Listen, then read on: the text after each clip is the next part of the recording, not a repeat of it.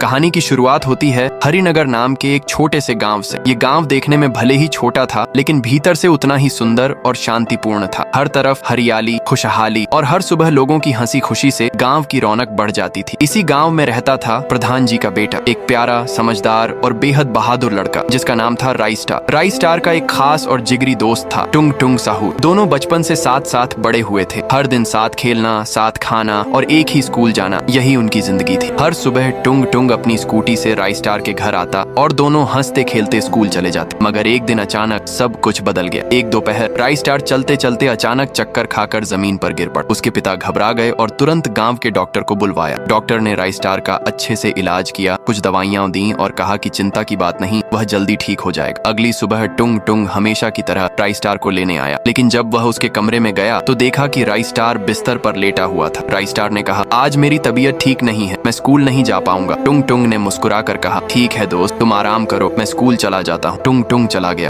और राइस्टार खिड़की से उसे जाते हुए देखता रहा। लेकिन उसे क्या पता था कि वो अपने सबसे अच्छे दोस्त को आखिरी बार देख रहा है। उस दिन टुंग टुंग स्कूल तो गया, लेकिन कभी वापस नहीं आया। राइस्टार और टुंग टुंग के परिवार ने पूरे गांव, स्कूल और खेतों में उसे ढूंढा, लेकिन वह कहीं नहीं मिला। गांव के कुछ लोग तो कहने लगे, अच्छा हुआ चला गया, बहुत परेशान करता था। राइस्टार को यह सुनकर बहुत दुख हुआ, लेकिन वह कुछ कर नहीं सका। समय बीतता गया, 5 साल गुजर चुके थे। राइस्टार अब बड़ा हो चुका था और अपने पिता की जगह गांव का प्रधान बन गया था। लेकिन एक बात आज भी नहीं बदली थी, टुंग टुंग की याद और उसकी तलाश। वह आज भी अपने दोस्त की खोज करवाता रहता था। फिर एक दिन कुछ ऐसा हुआ जिससे पूरा गांव कांप उठा। एक रात जब सब सो रहे थे, तभी जमीन हिलने लगी और आकाश से एक सफेद पीर गांव के बीचों बीच उतर आया। सुबह जब गांव वाले उठे तो उन्होंने देखा कि गांव के बीच में एक अजीब और डरावना सफेद स्तंभ खड़ा है। सब हैरान थे, यह अचानक कहां से आया? लेकिन उन्हें क्या पता था, ये सिर्फ एक स्तंभ नहीं था, मौत की घंटी था। उस दिन के बाद हर रात उस सफेद पीर से